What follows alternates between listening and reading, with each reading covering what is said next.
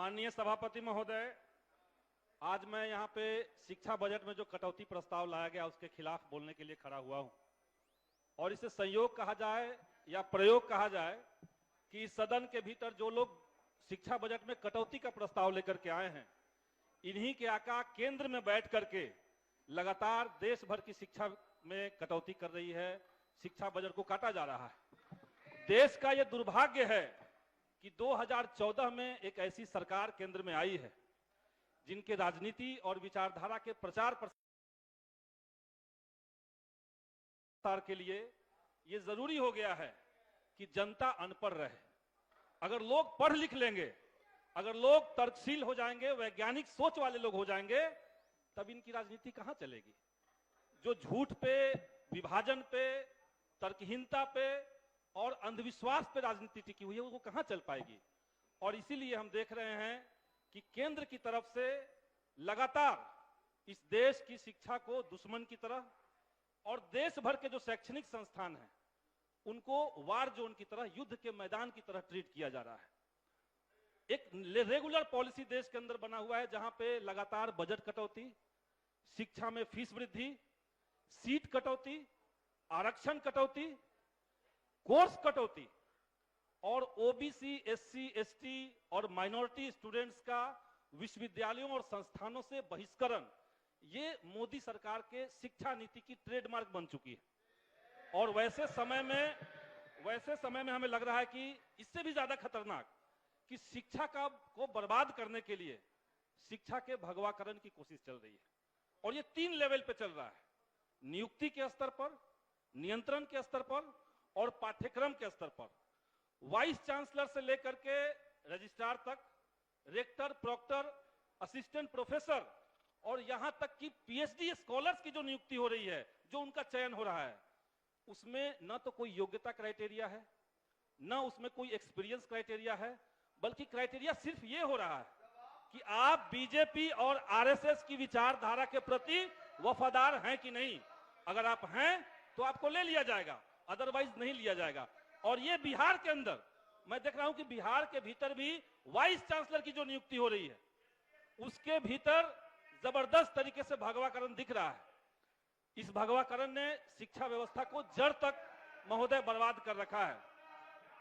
इसके साथ साथ इस तरह के जो वाइस चांसलर आ रहे हैं, प्रिंसिपल इस तरह के आ रहे हैं, वो संस्थानों में घुसने के बाद लगातार संस्थान को कमजोर करने की कोशिश कर रहे हैं।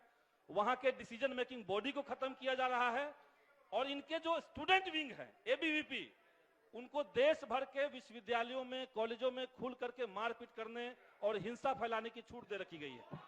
और कुल मिलाकर के देश की शिक्षा व्यवस्था को बर्बाद करने का एक पूरा प्लान है। अब हम बिहार के विश्वविद्यालयों की तरफ, बिहार की शिक्षा व्यवस्था की तरफ आते हैं महोदय। हम देख रहे हैं कि बिहार के तमाम जो विश्वविद्यालय हैं,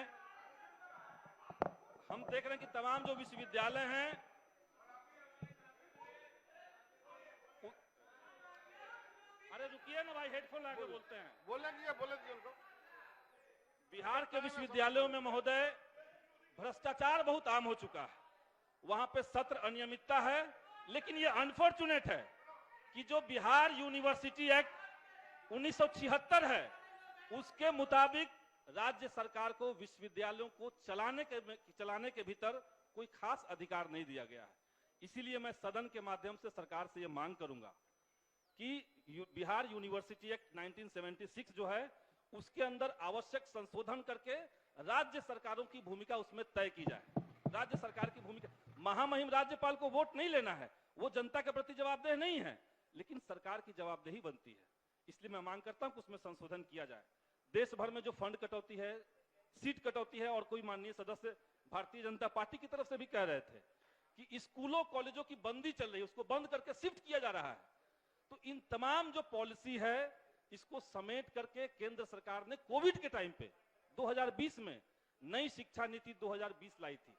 और मैं आज यहां पे सदन से मांग करता हूं कि विधानसभा के भीतर, चूंकि शिक्षा जो है वो समवर्ती सूची में आता है, राज्यों के भी अधिकार है, केंद्र के भी अधिकार है, तो लेकिन राज्य सरकार इस बात को समझे कि नई शिक्षा नीति 2020 शिक्षा के व्यवसायीकरण का, शिक्षा से गरीबों की बेदखली का एक खुला फरमान है।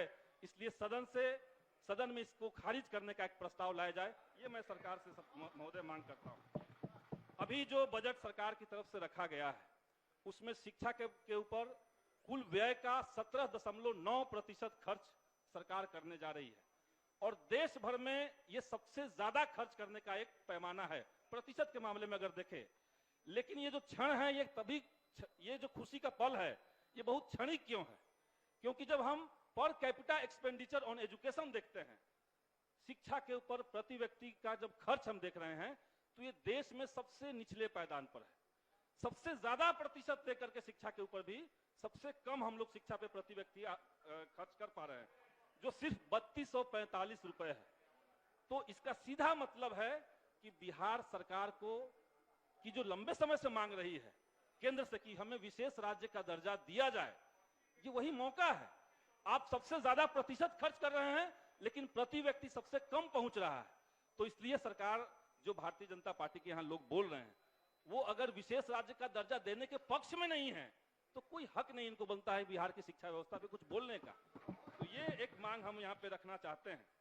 इसके अलावा हम देख ही रहे हैं कि पूरे देश के भीतर नया जो मोडानी पॉलिटिक्स है, मोदी और अडानी की जो पॉलिटिक्स है, उसमें कितना जनता की संपत्ति को अडानी के ऊपर दिया जाए, उसमें सिर्फ 5% पैसा निकाल करके अगर बिहार की शिक्षा व्यवस्था को दिया जाए तो निश्चित तौर से बेहतर रिजल्ट आएंगे, ये हम चाहते हैं।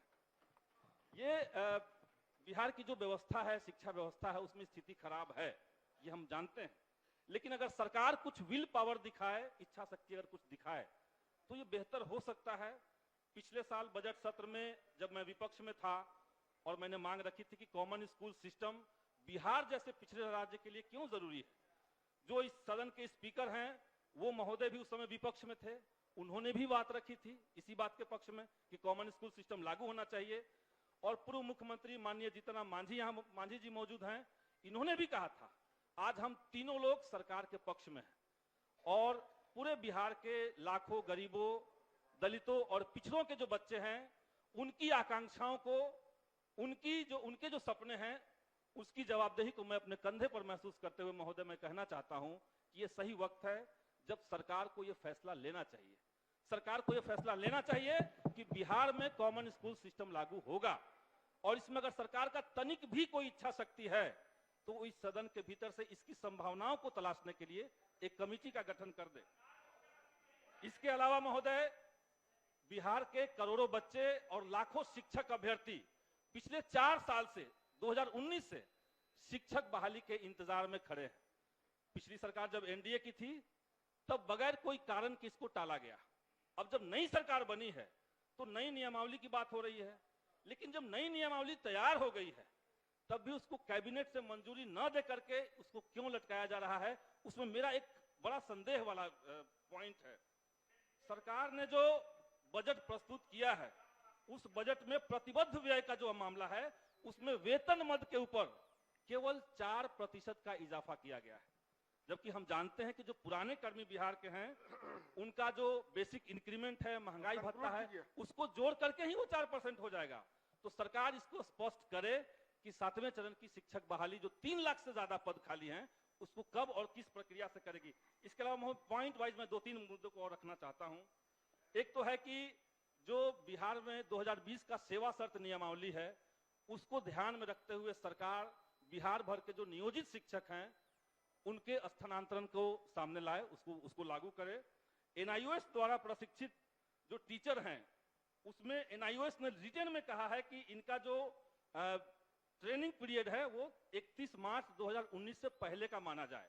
इसके बावजूद शिक्षा विभाग ने उनको प्रताड़ित करने के लिए लेटर जारी कर दिया है और 75,000 शिक्षक आज सड़क पर हैं और मानसिक रूप से उत्पीड़ित हो रहे हैं। शिक्षकों के लिए समान काम का समान वेतन दिया जाए। फिजिकल टीचर को जो अभी नवनियुक्त हुए हैं उनको 8,000 ही वेतन क्यों मिल रहा है, इसको ठीक किया जाए।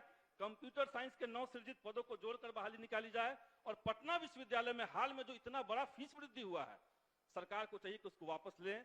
डिस्टेंस एजुकेशन जो बिहार से दूर शिक्षा निदेशालय का जो पूरा पैटर्न सरकार खत्म कर रही है उसको पुनर्बहाल किया जाए और वहां के जो कर्मचारी हैं, जो वहां के शिक्षक हैं, उनको परमानेंट सेटलमेंट कहीं ना कहीं सरकार को करना चाहिए। ये प्रमुख मांग रखते हुए मैं अपनी बात को खत्म करता हूं। धन्यवाद।